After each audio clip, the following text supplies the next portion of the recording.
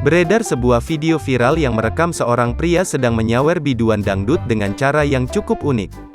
Pria tersebut menyawer biduan dangdut dengan menunggangi sapi sampai hal yang tak terduga terjadi di akhir video. Dalam video tersebut nampak seorang pria dengan kaos biru dan mengenakan topi sedang menonton konser dangdut sambil menunggangi sapi. Pria tersebut juga mengipaskan selembar uang untuk disawer ke biduan dangdut tersebut. Namun sesuatu hal yang tak diduga terjadi, sapi tersebut tiba-tiba ingin melompat ke atas panggung. Namun karena panggung tersebut terlalu tinggi, si sapi itu malah jatuh terjungkal. Beruntung pria itu berhasil mendarat dengan selamat. Nyawer biduan bawa sapi, tulis akun @terangmedia dalam keterangan unggahannya. Sontak video tersebut menuai reaksi dari para netizen yang ikut tertawa melihat video unik tersebut.